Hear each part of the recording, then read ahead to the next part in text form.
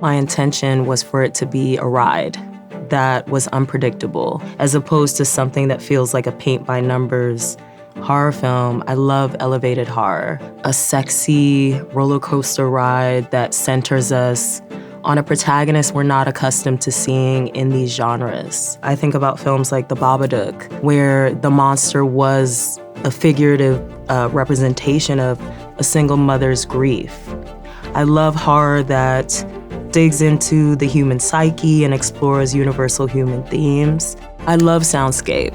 A lot of filmmakers underestimate the power of using sound to help with transitionary elements. Thinking about the ways that sound straddles itself, like what is next? If you hear something or don't hear something in a previous scene, what is the way that you're bridging that sound into the next scene? Is it jarring? Is it seamless? Particularly for this film, breathlessness and breathing and losing one's breath and feeling like you're being suffocated not only by your life but by a system was important in the soundscape, because my protagonist is essentially losing the ability to breathe. She's being suffocated by a system that she's maneuvering and a life that is drowning her. So I wanted that element of not being able to breathe in the soundscape.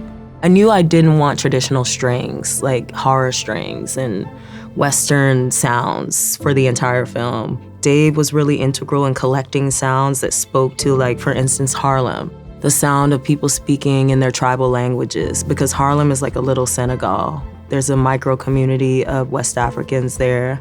So getting that chatter of people speaking Mende, I had family come up. Mende is one of our tribal languages. I had them speak Mende. We did some wild takes of them speaking in tribal languages, and then utilizing the kora, which is one of the instruments that is integral to West Africa. Music is really important to me. I like artists who take us on a ride in their soundscape, within a song, within a 2-minute song, 3-minute song. I look for evolution of sound. I tried to reach out to people who felt like they encompass the style of the film, which is hard to pin down. It's cross-genre, it's global. You know, it's not necessarily sounds like one region. It feels like we're all third world kids, multi-world kids. Like, we were born to immigrant parents in certain places and we traveled. And so we're always navigating this liminal space. And I think the soundscape of these artists reflects that. Dolby was able to help us finish this film soundscape-wise in a way that contributed to the professionalism in the visual elements. Having this sensory experience really immerses the audience in the world that we've created. So we're really thankful for this.